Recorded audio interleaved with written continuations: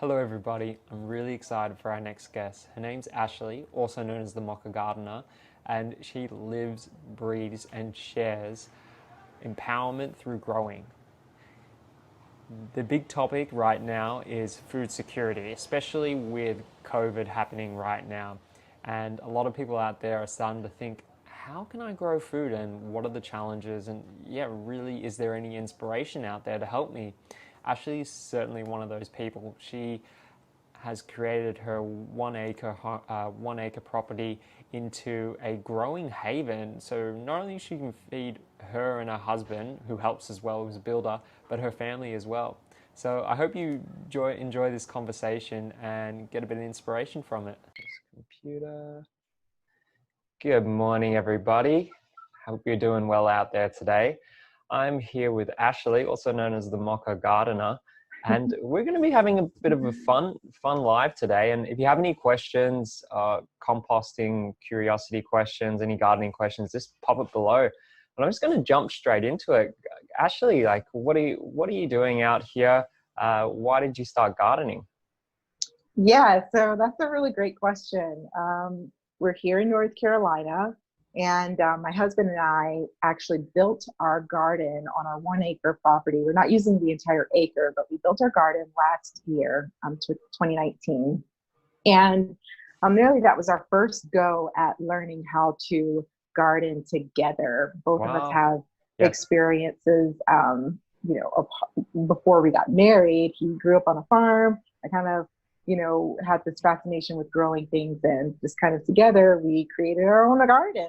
It's been really fun. I love that. So what sort of background did your husband come from and yourself? Yeah, so he's a country boy. That's Yeah. what we say here. He's a country boy. He grew up on a small family farm, and he is a fourth generation, a general contractor. So he builds and he builds very well. So his family actually had the small farm. They had the animals, this gorgeous garden, and his mom and his dad, they continue to keep that up every single year. So he Wow. is used to eating from the land Yeah. in almost every meal. And I know it's so fascinating. That's so impressive. So fascinating. It is. It is. So his mother, did a lot of the canning, and they processed their own meats and Wow. just grew all of their vegetables, and that's what he was used to. I, on the other hand, I grew up in the suburbs, and partially in the city. So I did not have that upbringing. I actually, was, I grew up on a lot of processed foods, Like things most that of were us. most convenient. Yeah, things that were most convenient.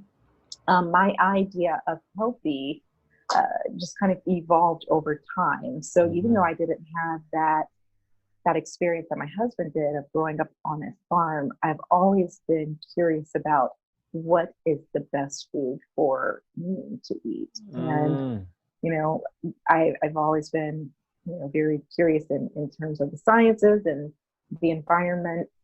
So I experimented with growing things, growing plants, and that just kind of snowballed into this love of growing my own food. So there we are. Yeah, I love that. And just to give people a bit of reference for where you are right now. Yeah. So where I currently Yeah. reside. Yeah. So we're here on the southeast, which is in North Carolina, in the United States, and more specifically, we are about 25 minutes away from Durham, which is one of the largest cities here in North Carolina. And there's the town that we live in is Graham, North Carolina. Okay. Graham is so interesting because it's got a charm to it, but it's developing at the same time. And so we're what you can consider a partial food desert, or Wow.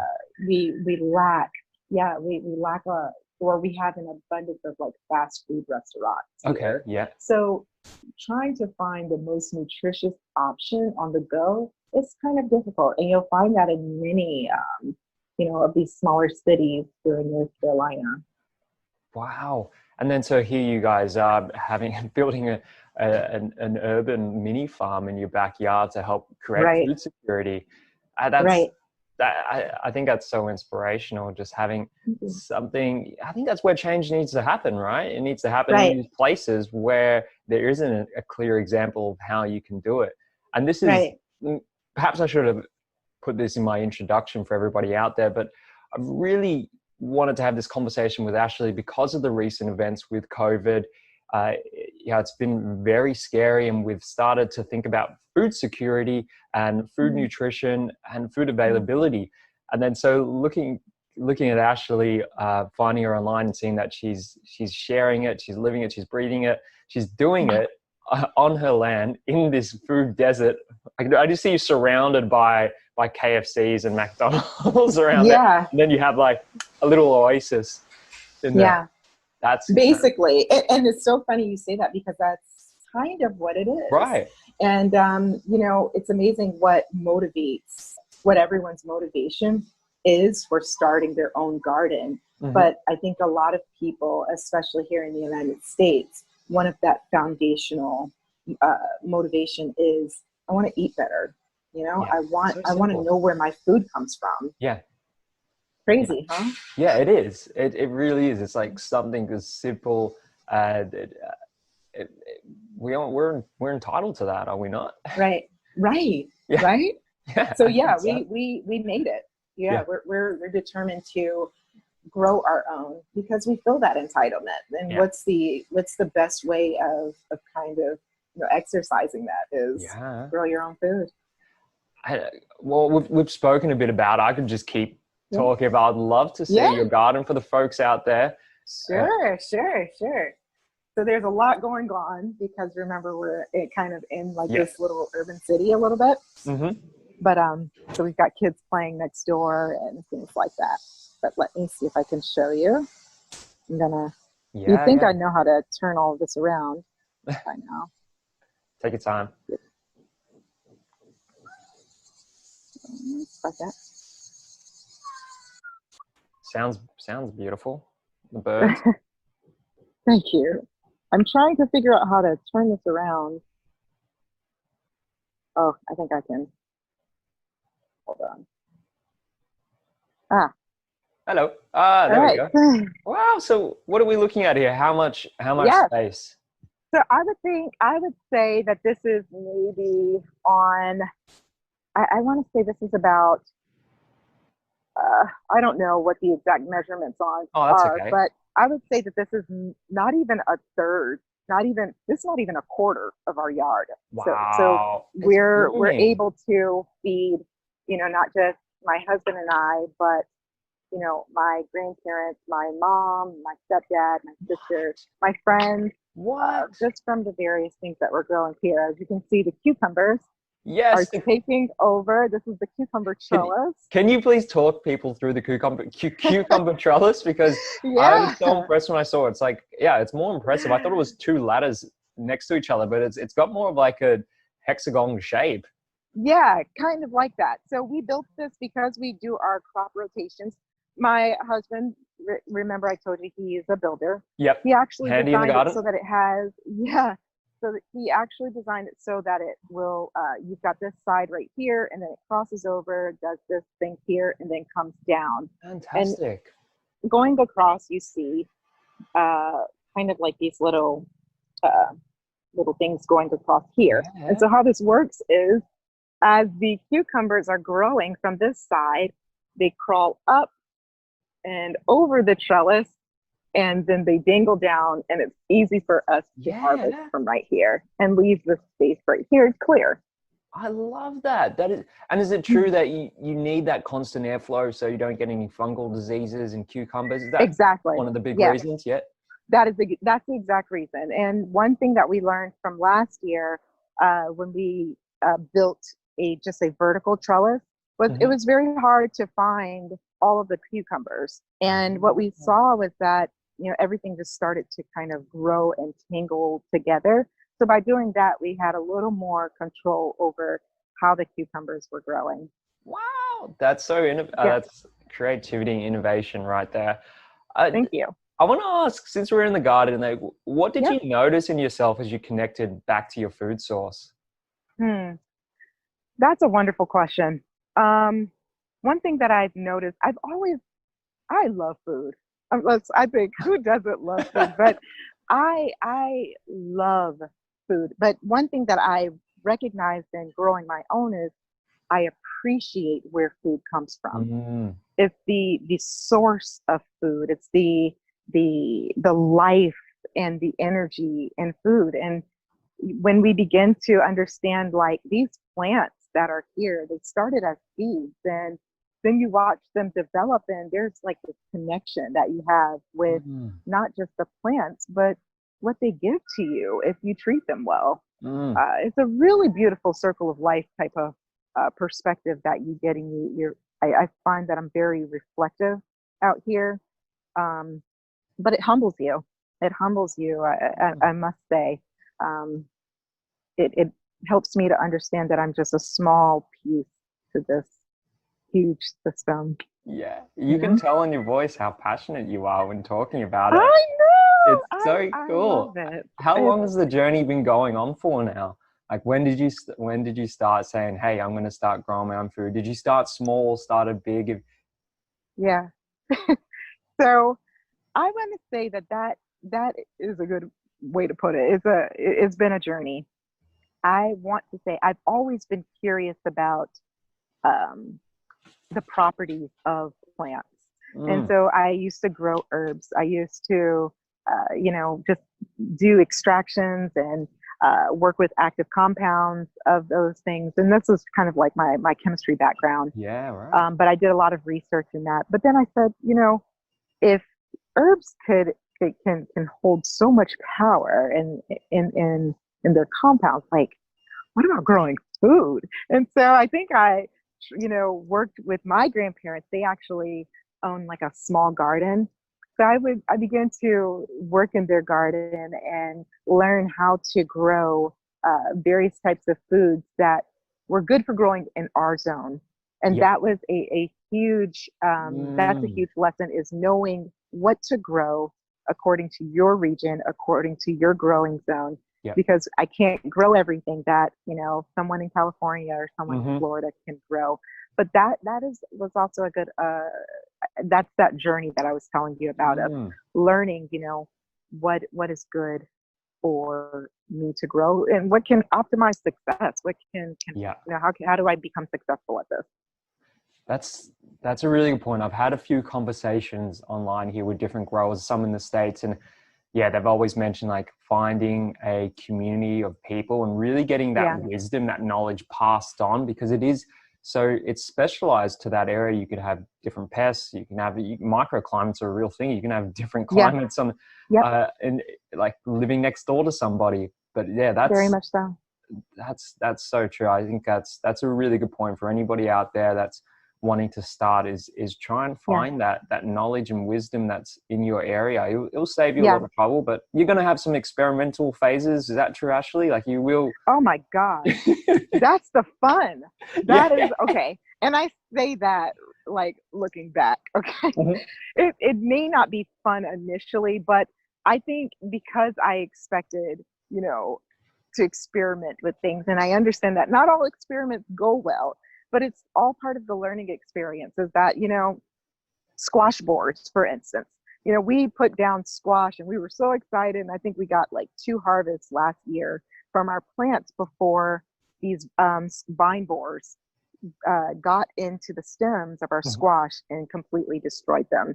So Oh it's things wow. like that, or, not knowing what type of fertilizers to use. For us, we use compost. Yeah. Um, and I don't knock anyone for how they grow, because that's still part of the journey of growing, Yeah. learning Yeah. what is the best way of growing your own food, but also what's good for the environment, what's good for your community, what's good for your ecosystem.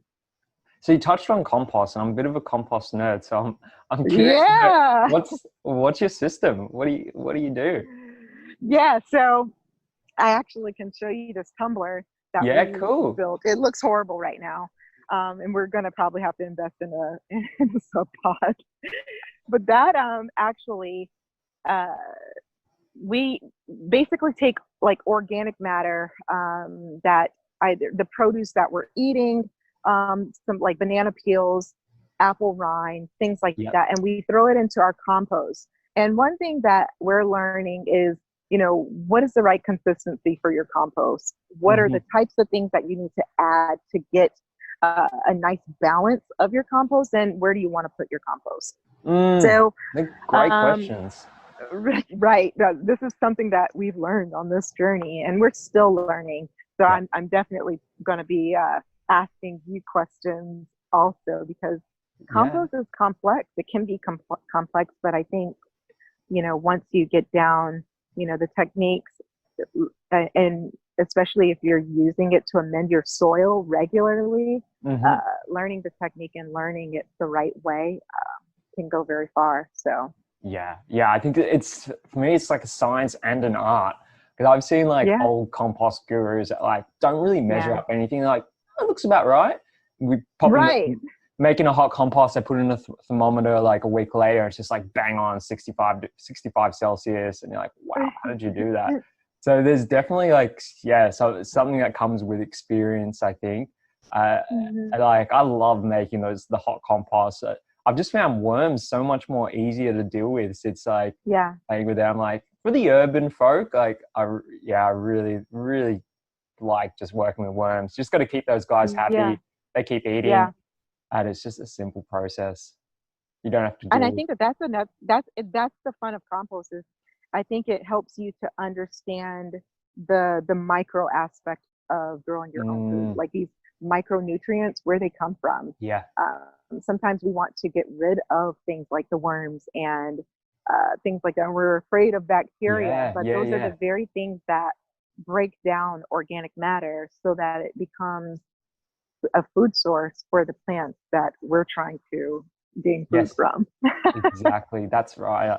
It always blows my mind when I think we have more microorganisms in our body than cells. You just sort of like, Right, wow.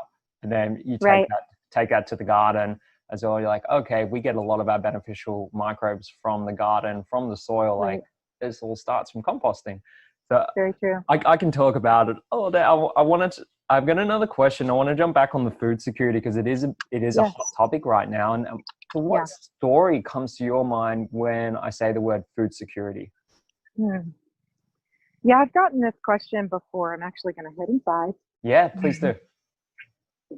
So I've gotten this question before, and I like to kind of think, personally, because this is kind of my journey with food security and why I'm so passionate about it. So for me, like I told you, I grew up kind of in this suburban town, um, and kind of raised on processed foods. But one thing that I also kind of grew up around was having family with chronic diseases. Mm, And I couldn't understand, why are we seeing so many people with these chronic diseases and like diabetes and heart disease. And I mm, just could not fathom like why that was an issue. And so then I began to say, what could it be? Could it be in the water? Is it something in the air? mm, It's something in the food. And everything just kind of circled back to diet. But I mm, couldn't understand, like, well, what do you mean? We're eating is, what does that mean? How are we getting sick from what we're eating? And that has been the question that has led my mission for food mm, security. Why are we getting sick from what we're eating? mm, And I began to look around and say, you know, well, what is available? What types of foods are available? So there is a spectrum of food security. Either you have none or it's what you have is not sufficient, mm-hmm, you know? mm. Wow, I love that. It's such a simple question, but it really rocks your world. Yeah. Our Yeah. food is making us sick, and it's wow. When did you sort of come to terms with that? It sound at a young age. I would say, yeah. I Yeah. think just taking care of, so many family members Mm, who have, either passed away or, who are sick from or really battling with chronic diseases. I began to ask that at a young age. I couldn't understand, this was that researcher in me. I couldn't understand what the cause was. And it took me down this path of food. I love food, but it just seemed like, the food that you're eating is raising your blood sugar. Why? The food that you're eating, why are your kidneys not responding well to that? So it's just been this long scientific quest of trying to figure out how food was connected. And ultimately, I love people. I love seeing people, living well. And ultimately that's tied to people eating well. I'm curious because I've got your researcher brain here. When you're talking about food that isn't healthy, are we talking about fast food? Are we talking about non-organic food, non-nutrient dense food? Like where? Ooh, yeah, that's a good one. That's a good one. And you know what? That is, I think, something that we could sit and chat about for many, many, many, many days, because then that kind of gets into, why is GMO bad, or why is GMO good, and why is organic bad, and why is organic good? Yes. We'd have to really get, take apart these things and have discussions on both sides. But ultimately, we know if I look at something and it does not degrade and with time, and it doesn't oxidize or something, or it doesn't go through oxidation and break down, that makes me wonder, like if you're not breaking down here, what does that look like inside? And I know there are many different components of the human body, but it makes me wonder, you're not breaking down the way this banana or the way this broccoli would break down. So what's going on here? So I'll leave that up to you. Thank you. No, that's to interpret that. I know, definitely. You put that in such a really good, just a simple way for people out there to understand, and giving me a new way to look at it, because it is very easy to dive right into it. And I think it is important to sort of, I spent the last few years just researching and reading and looking at the differences beside it. And I could probably talk to you about it now, but it'll get a bit nerdy. But I think that is a really good thing to look at. Look at exactly the food in front of you and see what happens over a time span and how that holds up. Oxidation is a good one. I love that. I wanted to ask this question. Do you think building communities through composting and growing food can help better prepare us for the challenges up ahead? Because COVID's given us a big challenge, but then we have climate change, which is a bigger challenge up ahead, I believe. How does growing food and composting and communities all fold into it, do you think? Yeah, so I've been taking some time to really think about this, even with my own social media platform, looking at just this growing gardening community and really what that is doing. So I would say, with growing your own food, it has some tangible and intangible benefits. I would say the intangible is that you're seeing that there is a morale that's being boosted amongst people. There's this sense of unity. There's a sense of a common goal of, guess what? I can learn how to do this. You can learn how to do this. And we all win, because the benefit of it is that we can all eat. For me, it is my understanding that food brings people together. Whether you are sitting at a table and eating the delicious meal, or whether you are talking about these seeds that are going to ultimately end up on, as plants that produce food that goes on your plate. So this community that's being developed in this time is so essential, and it's so needed, and it's so timely. And I'm so glad to be a part of it. not just for COVID-19, but there are a lot of things that are going on around the world. And, growing your own food just kind of serves as this, this thing that you can just, I guess, block out all of the negativity and just kind of gravitate to something that's so positive and pure and true. And that's growing stuff. And that's beautiful. So important to look about that bigger picture there. Yeah. On the individual level, I think a lot of us out there are overwhelmed. I know I was overwhelmed during this period, and I have family in the States, and it's 10 times more overwhelming than it is here. What kind of advice would you give to someone like that is kind of umming and ahhing about growing, because it might be a bit of a hard task, but they're just feeling the pressure of everything that's going around? Yeah. I don't know. I would say, start small. It's easy to get overwhelmed. And that's kind of another thing with social media. You start looking at everyone's face and you're like, oh my God, I've got to build 11 garden beds in order to grow my own food. And you really don't. You don't. You can start with just, one tomato. But I think when you start, that's the hardest part. Yeah.